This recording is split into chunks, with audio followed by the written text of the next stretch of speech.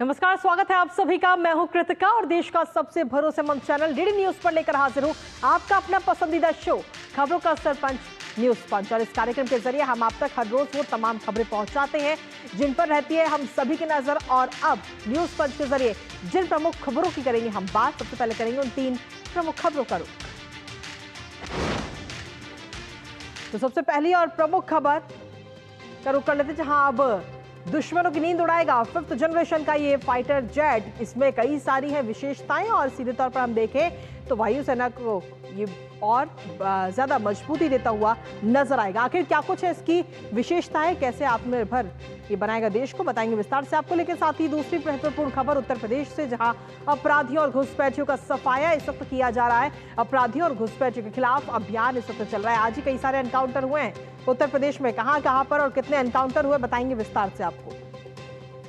लेकिन इसके साथ ही जो तीसरी प्रमुख खबर अंतर्राष्ट्रीय जगत से जुड़ी, जहां रूस ने वर्ल्ड वॉर 3 की धमकी इस वक्त दे दी है। जी हां, ट्रंप की तरफ से रूस पर व्लादिमीर पुतिन पर टिप्पणी की गई थी और उस टिप्पणी के बाद में अब रूस की तरफ से ये पलटवार किया गया है और वर्ल्ड वॉर 3 की धमकी इस वक्त दी गई। बताएंगे इस खबर के बारे में भी विस्तार से आपको। तो चलिए शुरुआत करते हैं प्रमुख खबर के साथ। भारत की वायुसेना दुनिया की चौथी सबसे बड़ी वायुसेना है और अब भारतीय वायुसेना और मजबूत होती हुई नजर आएगी। साथ ही रक्षा क्षेत्र में आत्मनिर्भर भारत को भी मजबूती मिलेगी। दरअसल भारत में बनने वाले 5वीं पीढ़ी के लड़ाकू विमान यानी कि एडवांस्ड मीडियम कॉम्बैट एयरक्राफ्ट के प्रोडक्शन मॉडल को मंजूरी मिल चुकी है। आपको ये भी बता दें कि 5वीं पीढ़ी के फाइटर जेट्स सबसे एक तरह से देखें तो लड़ाकू विमान है, उन्नत लड़ाकू विमान है जो स्टील, सुपर क्रूज और डिजिटल तकनीकों से भी लैस होते हैं। इसके साथ ही इसकी और भी कई सारी विशेषताएं हैं। इसकी विशेषताओं को जानेंगे अपने संवाददाता से, लेकिन उससे पहले आपको दिखाते कि रक्षा क्षेत्र में आत्मनिर्भर होता भारत। तो रक्षा क्षेत्र में आत्मनिर्भरता बढ़ती हुई नजर आ रही है। भारत में ही बनेगा 5वीं पीढ़ी का ये लड़ाकू विमान जो वायुसेना को और मजबूत करेगा आगे आने वाले समय में। स्टील फाइटर जेट AMCA के निर्माण को मंजूरी इस वक्त मिल चुकी है और अब भारत में ही इसका निर्माण किया जाएगा। साफ तौर पर हम देखें तो निजी और सार्वजनिक क्षेत्र को सीधे तौर पर अवसर मिलेंगे, क्योंकि निजी और सार्वजनिक क्षेत्र जो है वो ही इस लड़ाकू विमान को बनाएंगे। इसके साथ ही स्वदेशी और उन्नत तकनीकों का उपयोग इस लड़ाकू विमान में सीधे तौर पर किया जाएगा।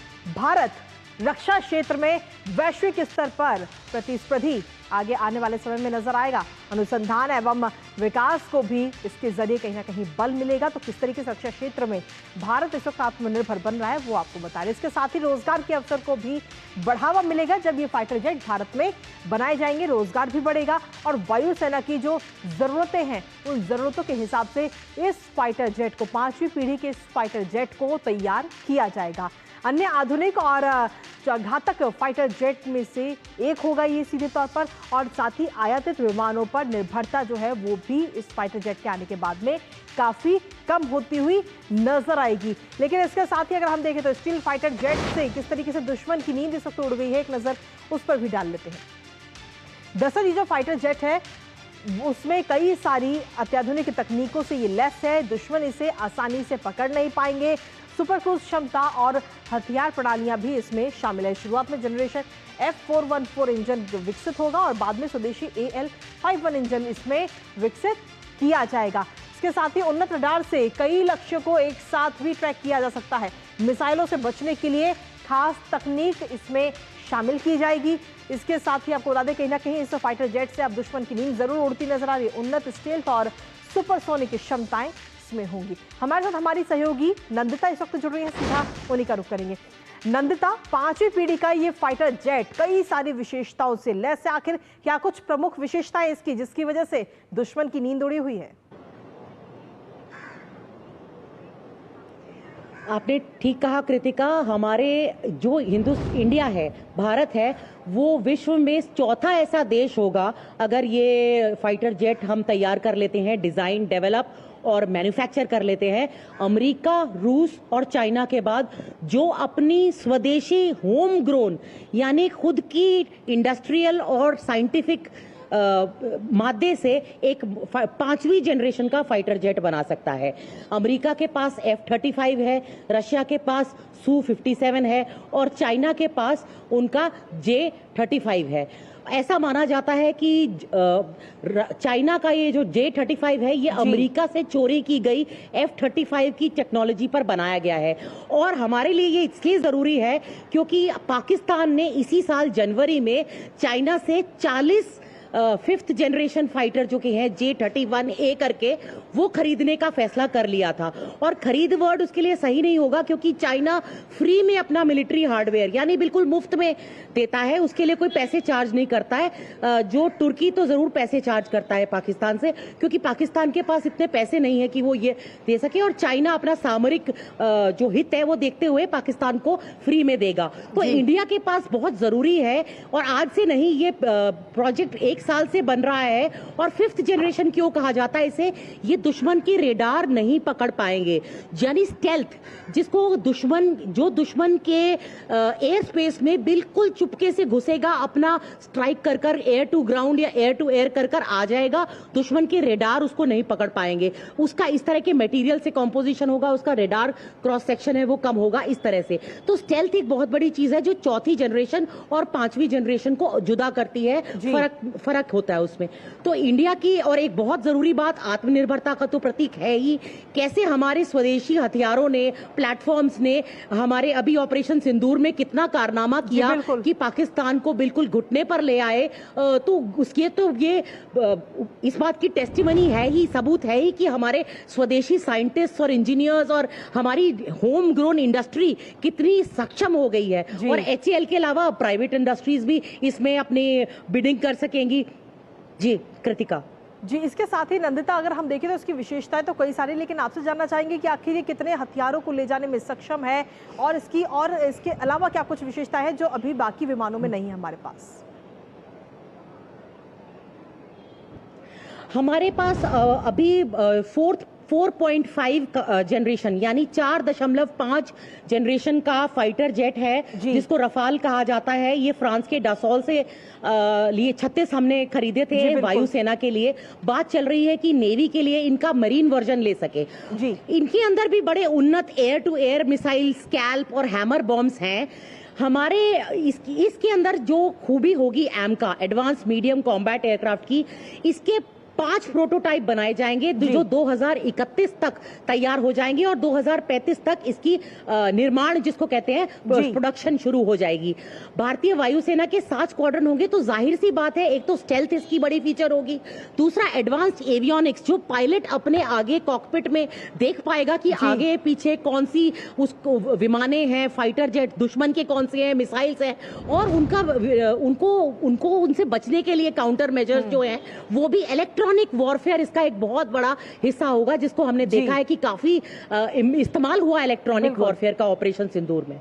ठीक है, बहुत बहुत शुक्रिया नंदिता, तमाम जानकारी और अपडेट्स हमारे साथ साझा करने के लिए। इस खबर से जुड़े हो तो सीधे तौर पर वायुसेना में और सीधे तौर पर हम देखें तो रक्षा के क्षेत्र में और मजबूती हमें मिलती हुई नजर आ रही है। इसी के साथ अगली महत्वपूर्ण खबर का रुख करेंगे। उत्तर प्रदेश में अपराध और अपराधियों के लिए कोई जगह नहीं बची है। योगी सरकार ने आते ही ये संदेश दिया था कि अपराधी या तो प्रदेश छोड़ दें या फिर उनके लिए जो स्थान सरकार ने नियत किया है वहां पहुंचा दिए जाएंगे।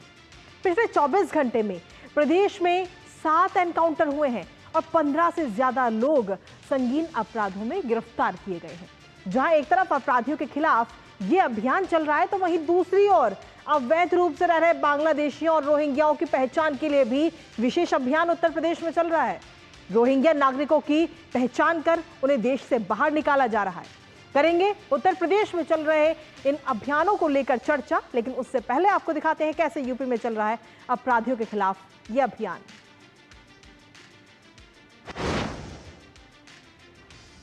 तो यूपी में ताबड़तोड़ ये एनकाउंटर चल रहे हैं इस वक्त। पिछले 24 घंटे की अगर हम बात करें तो पिछले 24 घंटे में प्रदेश में 7 एनकाउंटर किए गए हैं। संगीन अपराधों में 15 से अधिक लोगों को गिरफ्तार भी किया गया है। लगातार यह अभियान इस वक्त जोरों शोरों से चल रहा है। वहीं नोएडा की अगर हम बात करें तो नोएडा में बीते 6 घंटे में 3 एनकाउंटर अकेले नोएडा में ही हुए हैं। और साथ ही आपको बता दें कि कई बड़े अपराधियों को भी गिरफ्तार किया गया है, जिसमें वाहन चोर भी शामिल है।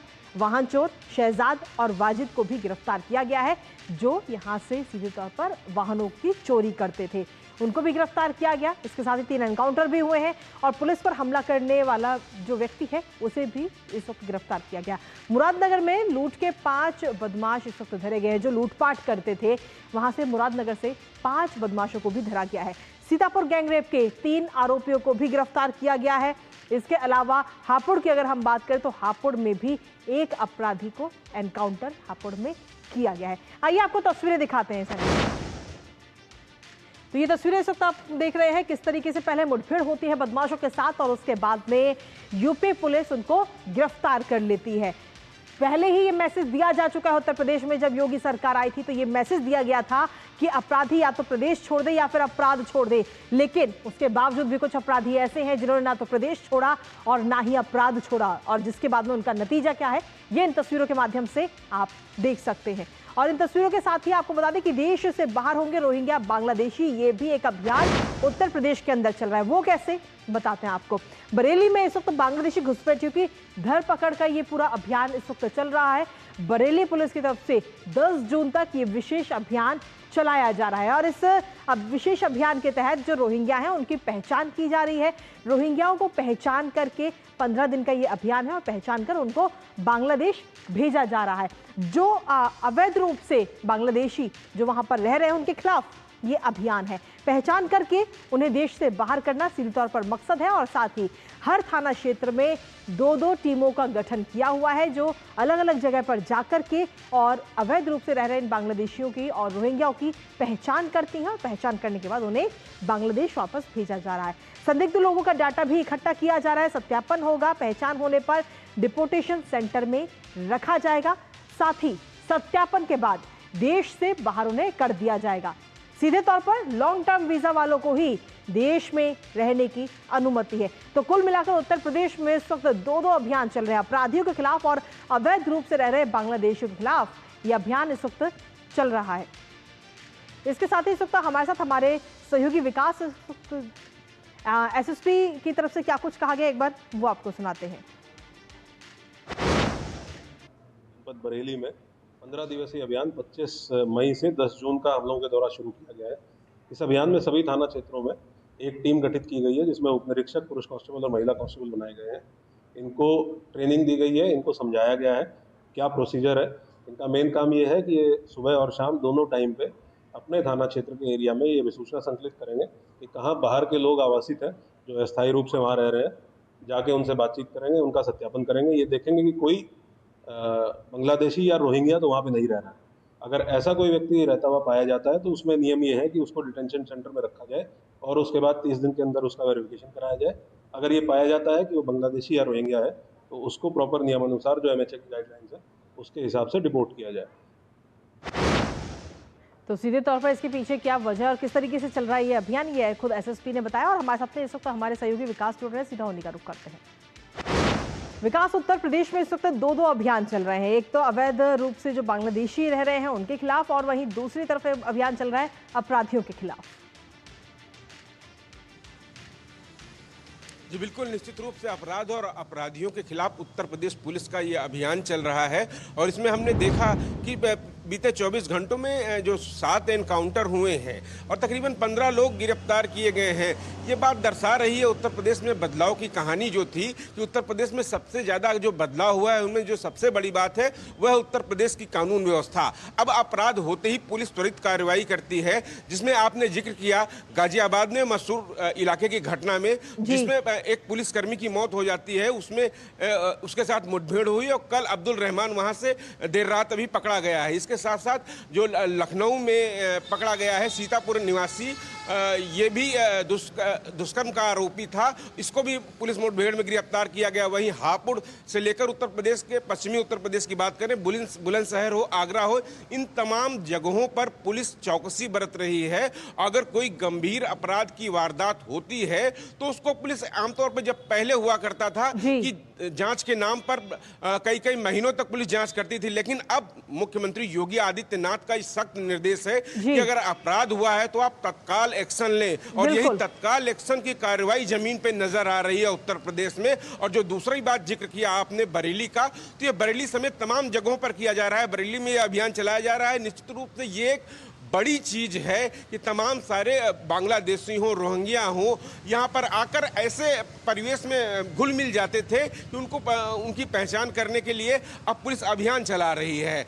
लखनऊ की बात करें तो यहाँ इससे पहले यह अभियान चला गया था नगर निगम के द्वारा। तमाम सारे ऐसे लोग होते थे, वो परिवार के परिवार आते थे, या तो भीख मांगने का काम करते थे या कूड़ा उठाने का काम करते थे। इसमें सख्त काम किया गया। वहीं अब बरेली में यह काम शुरू किया गया है, आइडेंटिटी उनकी की जा रही है, वेरिफिकेशन किया जा रहा है, और ऐसे में उन तमाम सारे संदिग्ध लोगों की पहचान की जा रही है जो इस देश के नागरिक नहीं है, यहाँ पर आपराधिक प्रवृत्ति के तरीके काम कर सकते हैं। और तमाम सारी ऐसी घटनाएं, ऐसी वारदातें उत्तर प्रदेश में पिछले समय हुई भी थी जो इन लोगों के द्वारा ऐसे कृत्य किए जाते थे। तो इन लोगों की पहचान कर अब इनको देश से बाहर किया जाएगा। ये अभियान निश्चित रूप से एक बहुत बड़ी चीज है कानून व्यवस्था के लिए, और कानून व्यवस्था के संदर्भ में जो भी चुनौतियां आती हैं उत्तर प्रदेश पुलिस उस पर तत्काल कार्रवाई करती है। और उत्तर प्रदेश सरकार की तरफ से मुख्यमंत्री योगी आदित्यनाथ का ये निर्देश है, और खास तौर से महिला अपराध को लेकर, कि अगर आप कोई घटना करेंगे तो इस चौराहे पे घटना करेंगे तो अगले चौराहे पर पुलिस आपका इंतजार कर रही है। वो पुलिस उन अपराधियों के लिए यमराज स्वरूप होती है। यमराज स्वरूप तो होती है, लेकिन अगर अपराधी इस बात को समय रहते ही समझ लें तो उनकी ये दशा बिल्कुल ना हो। इसके साथ ही अगर एक तरह से हम देखें तो ये अभियान तो चल ही रहा है। बरेली में ये 15 दिन का अभियान है, लेकिन क्या बरेली के अलावा यूपी के बाकी जिलों में भी इस तरीके के अभियान की कुछ तैयारी की जा रही है, कुछ प्लानिंग है इस तरह की?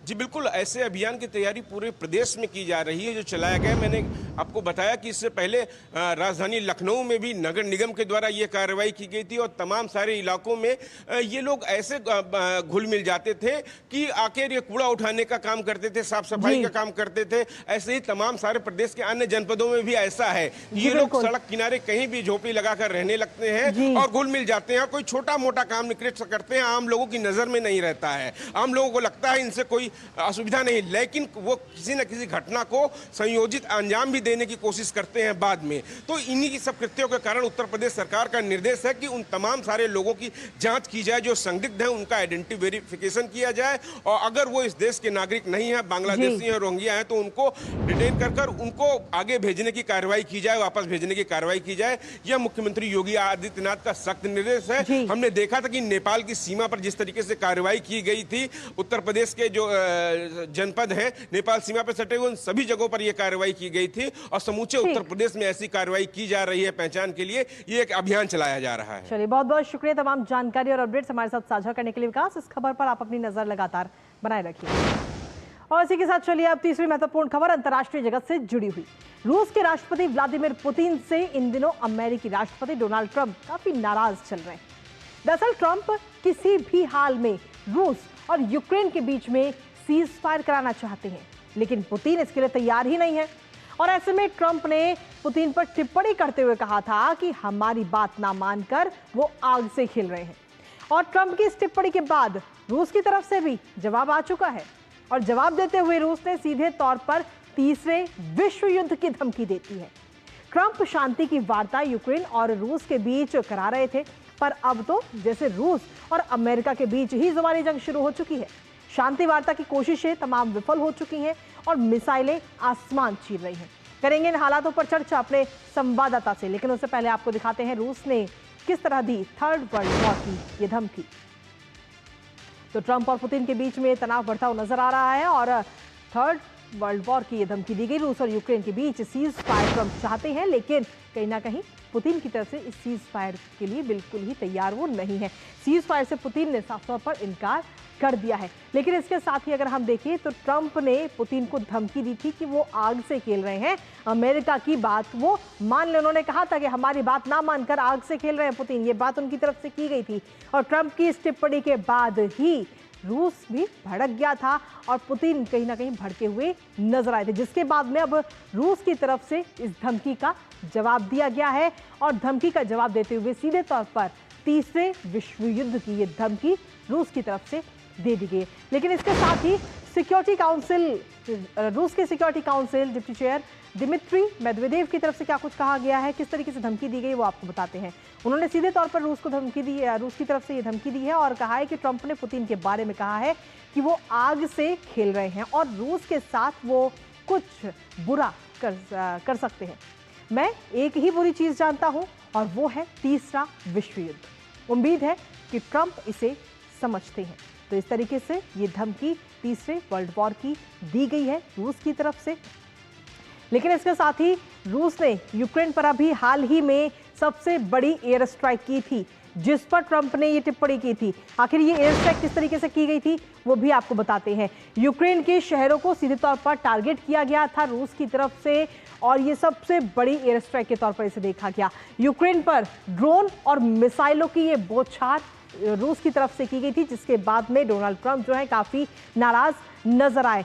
रूस ने 367 ड्रोन और मिसाइल दागी थी और कीव शहर को काफी नुकसान इस हमले की वजह से हुआ था और हमले के बाद से यूक्रेन में दहशत का भी माहौल है। रूस द्वारा हुए इस हमले से डोनाल्ड ट्रंप नाराज हुए थे और डोनाल्ड ट्रंप ने क्या कुछ कहा था वो आपको बताते हैं।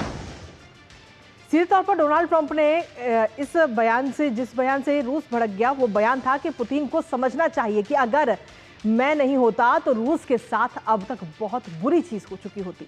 मेरा मतलब है वाकई में बहुत बुरी चीज। वो आग से खेल रहे हैं। मैं पुतिन को काफी लंबे समय से जानता हूं और हमारे संबंध अच्छे रहे हैं, लेकिन अब ये रॉकेट दाग रहे हैं, शहरों पर हमला कर रहे हैं और लोगों को मार रहे हैं। मुझे ये बिल्कुल पसंद नहीं आ रहा है। ये ट्रंप के द्वारा ये टिप्पणी की गई थी इन हमलों के बाद में, जिसके बाद अब सीधे तौर पर रूस की तरफ से तीसरे विश्व युद्ध की भी धमकी दे दी गई है। हमारे साथ हमारी सहयोगी जेसिका इस वक्त जुड़ गई हैं, सीधा उन्हीं का रुख करते हैं। जेसिका, एक शुरुआत की अगर हम बात करें तो शुरुआत में ट्रंप की तरफ से ये कोशिश थी कि रूस और यूक्रेन के बीच जो ये जंग है वो उसे जल्द से जल्द खत्म किया जा सके, लेकिन अब इसके उलट अगर हम देखें तो अमेरिका और रूस ही आपस में जुबानी जंग करते हुए नजर आ रहे हैं। बिल्कुल सही कहा आपने। आपको याद होगा कृतिका, जब डोनाल्ड ट्रंप राष्ट्रपति बने थे अमेरिका के दूसरी बार, उन्होंने कहा था कि ये 24 घंटे में ये युद्ध रुकवा देंगे रशिया यूक्रेन का, जो कि अब तक हो नहीं पाया। फिर 100 दिन का एक टाइमलाइन दिया गया, वो भी नहीं हो पाया।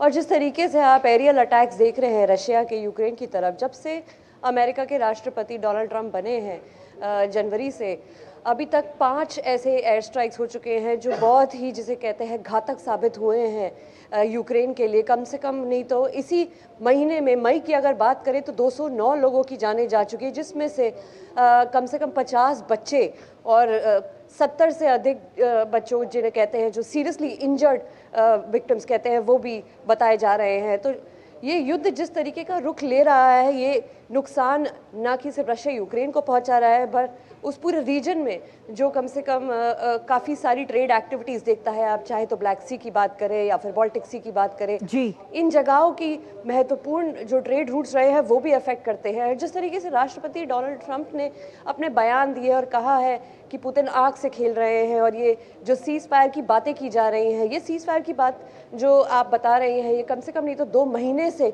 पुतिन डिले करे जा रहे हैं। ऐसा माना जाता है कि वो चाहते हैं कि सीधे यूक्रेन और रशिया की सीधी बात हो और बीच में कोई मीडिएटर ना हो, भले ही वो डोनाल्ड ट्रंप क्यों ना हो। आप बयान देखिए क्रेमलिन स्पोक्सपर्सन दिमित्री पेस्कोव का पिछले दिनों में, वो कहते हैं कि हमें फर्क नहीं पड़ता जो डोनाल्ड ट्रंप सीज फायर की बातें करते हैं। अगर रशिया को अपनी सिक्योरिटी के बारे में थ्रेटनिंग फील हुआ तो वो उस तरीके से ही आगे बात करेंगे और वो सीधे यूक्रेन से बात करेंगे। वो अमेरिका के किसी भी इंटरवेंशन से उनको कोई फर्क नहीं पड़ता, चाहे अमेरिका और सैंक्शंस क्यों ना लगा दे रशिया पे। बिल्कुल, लेकिन इसके साथ ही अभी अगर हम देखिए तो रशिया की तरफ से जवाब दिया गया है और तीसरे वर्ल्ड वॉर की ये धमकी दी गई, इसको कैसे देखते हैं? देखिए, इस तरीके की जो बातें होती हैं इनको ज़्यादा उस नज़रिए से ना देखा जाए तो बेहतर है। सॉल से इसे फियर मॉन्गरिंग का भी एक तरीका कहा जाता है एक एक्टिव वॉर में, पर जिस तरीके से ये जो पूरा युद्ध रुख ले रहा है, ये अब 2022 से हम 2025 में आ गए, 3 साल से इस पे कोई इस पूरे युद्ध का कोई हल नहीं देखा गया है। कोई हमने ऐसा कोई अपॉर्चुनिटी नहीं देखा जहां रशिया और यूक्रेन की खुद एक दूसरे से बात हो और ये पूरी युद्ध की जितने भी मसले हैं सुलझाए जाए। पर आगे चलते हुए जैसे अमेरिका पिछले जमाने में भी, पिछले युद्ध में भी आके बीच में कुछ ना कुछ अपना काम करता रहा है, इस बार भी देखना जरूरी होगा कि अमेरिका कितना कुछ कर पाएगा इसमें। बिल्कुल, इस पर नजर हमारी लगातार बनी रहेगी। फिलहाल शुक्रिया आपका तमाम जानकारी साझा करने के लिए। और इसी बीच बड़ी खबर का रुख कर लेते हैं। मणिपुर से ये बड़ी जानकारी इस वक्त मिल रही है, जहां नई सरकार बनाने की मंशा जाहिर करने के लिए 10 विधायकों ने राज्यपाल से मुलाकात की है। जी हां, 10 विधायकों के एक समूह ने मणिपुर के राज्यपाल अजय कुमार भल्ला से ये मुलाकात है, जिसमें 8 भारतीय जनता पार्टी की है, 1 एनपीपी का और 1 निर्दलीय भी इसमें शामिल है। तो इन विधायकों की ये मुलाकात रही और उन्होंने राज्य में नई सरकार बनाने की सीधे तौर पर मंशा ये जाहिर कर दी है, जिसमें 8 भारतीय जनता पार्टी के हैं, 1 एनपीपी का है और 1 निर्दलीय विधायक है। तो कुल मिलाकर ये 10 विधायक जिन्होंने इंफाल के राजभवन में जाकर मणिपुर के राज्यपाल अजय कुमार भल्ला से मुलाकात की है और नई सरकार बनाने की अपनी जो ये मंशा है वो जाहिर की है। तो ये सबसे बड़ी खबर आप तक पहुंचा रहे हैं मणिपुर के हालातों को लेकर। और इस वक्त हमारे साथ हमारे सहयोगी इस वक्त जुड़ रहे हैं, सीधा उन्हीं का रुख करेंगे। क्या कुछ ताजा अपडेट है आपके पास में इस खबर से जुड़ी हुई?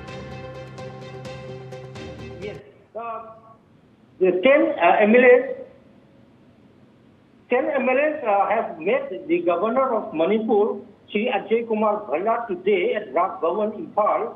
They have prepared to form a popular government in Manipur, which is a long demand of Manipur, since Manipur is under the president's rule right now. They according to the MLAs, they expressed that out of 60 MLAs, 44 MLAs they are in support of the new government, which is going to be formed later very soon. And he said, however, at least he cannot disclose because of some reason, but the final decision when will the next government form will be taken by the BJP central leadership. That is, and yesterday our ex-Chief Minister Biren Singh, he also met the governor yesterday. So the this thing is political is coming up, and I am sure that in the time to come, very soon a new popular government may be formed very soon. That's what I feel right now. चलिए, बहुत बहुत शुक्रिया नंदू सिंह तमाम जानकारी और updates हमारे साथ साझा करने के लिए। तो कुल मिलाकर हम देखें तो मणिपुर में नई सरकार बनाने की एक कवायद इस वक्त नजर आ रही, जिसको लेकर 10 विधायकों ने राजभवन जाकर राज्यपाल से मुलाकात की है। इस खबर पर नजर हमारी लगातार बनी रहेगी, लेकिन इसी के साथ न्यूज पंच मुझे और हमारी पूरी टीम को दीजिए अनुमति। कल सुबह 10:30 बजे फिर होगी आपसे मुलाकात कुछ और महत्वपूर्ण खबरों के साथ। तब तक के लिए नमस्कार।